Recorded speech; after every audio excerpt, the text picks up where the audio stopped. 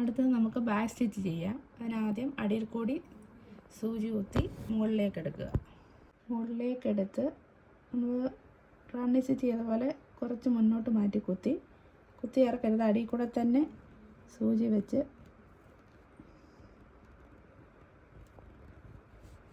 തൊട്ട് മുന്നിൽ കൂടെ തന്നെ ഇങ്ങനെ കുത്തിയെടുക്കുക.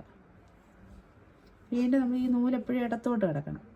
പിന്നെ ആ കാണുന്ന സ്റ്റിച്ചിൻ്റെ അടുത്തുനിന്ന് തന്നെ പിന്നെയും മുന്നോട്ട് കുത്തിയെടുക്കുക. അപ്പോൾ ഈ മെഷീനിൽ തയ്ക്കുന്ന പോലുള്ള സ്റ്റിച്ചാവും, അടുത്തടുത്ത് സ്റ്റിച്ച് വരും. അപ്പോൾ എപ്പോഴും ഈ നൂല് ഇടത് സൈഡിലോട്ട് കിടക്കുക.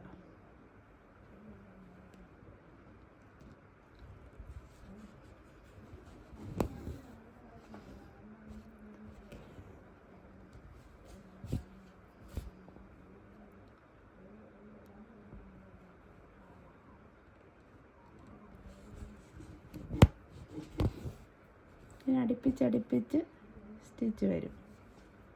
ഒത്തിരി വലിച്ച് മുറുക്കരുത്.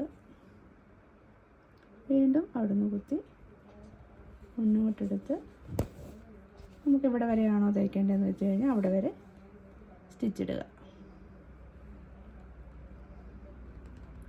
സ്റ്റിച്ചിട്ട് തീരുന്നിടത്ത് വെച്ച് മുമ്പേ പറഞ്ഞ പോലെ തന്നെ കുത്തി ഇറക്കി അടിവശത്ത് ലോക്ക് ചെയ്യുക. ലാസ്റ്റ് വന്നിട്ട് നമുക്കിതിനെ ലോക്ക് ചെയ്യാം. അപ്പോൾ നമ്മൾ അവിടുന്ന് താഴോട്ട് കുത്തി ഇറക്കി അടിവശത്ത് ലോക്ക് ചെയ്യാം. നമുക്ക് അടിവശത്ത് ലോക്കിട്ട് കൊടുക്കാം. ലോക്കിട്ട് നൂല് കട്ട് ചെയ്ത് മാറ്റുക.